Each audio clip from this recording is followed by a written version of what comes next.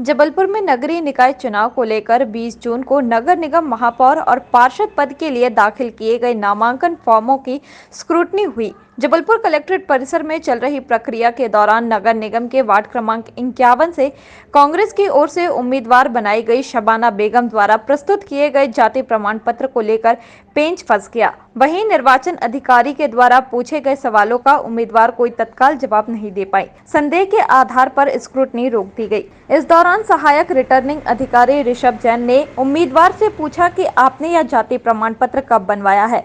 ऐसा इसलिए पूछा गया क्योंकि नामांकन फॉर्म में संलग्न मिले जाति प्रमाण पत्र में दस्तखत और जारी नंबर का मिलान नहीं हो सका और न ही अक्षरों का मिलान हुआ। ऊपर से रांची एसडीएम की कोर्ट से जारी किए गए जाति प्रमाण पत्र पर एसडीएम आधारताल नमः शिवाय अर्चरिया के दस्तखत मिले हैं। इसके कारण स्क्रूटनी प्रक्रिया में ही हड़कंप मच गया क्योंकि सहायक रिटर्निंग अधिकारी ऋषभ जैन स्वयं ही एसडीएम रांची हैं और एसडीएम आधारताल नमः शिवाय अर्चरिया इस समय उप जिला निर्वाचन अधिकारी का दायित्व संभाल रहे हैं। आज हम लोग यहाँ चुनाव के दौरान आपत्ति दर्ज कराने आए थे। हमारे लाला लाजपत राय वार्ड से इंडियन नेशनल कांग्रेस के द्वारा मंजू मोहन उइके को टिकट दी गई है पार्षद की, जो कि उड़ीसा के निवासी हैं और उनके द्वारा कुंडम लोहकरी से जाति प्रमाण बनाया गया है। ये जाति प्रमाण पत्र फर्जी है।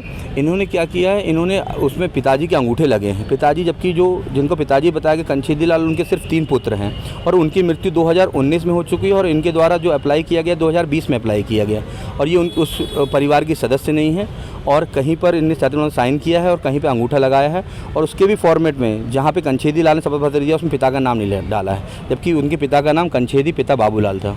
ये बताएं कि अभी एसडीएम द्वारा कहा गया कि शायद आपने जाति प्रमाण में एसडीएम के भी कुछ गलत सिग्नेचर का उपयोग किया गया। हाँ, एसडीएम के गलत सिग्नेचर नहीं, जारी वहाँ से हुआ है बट कागज़ कुछ लगे नहीं है और कैसे जारी हो गया, परिवार वेरिफिकेशन नहीं हुआ, घर वो गए नहीं, उनको घर वालों को नहीं मालूम। जो सुरेश से बात करी गई तो उनका तो कहना है कि हमारी कोई बहन है ही नहीं।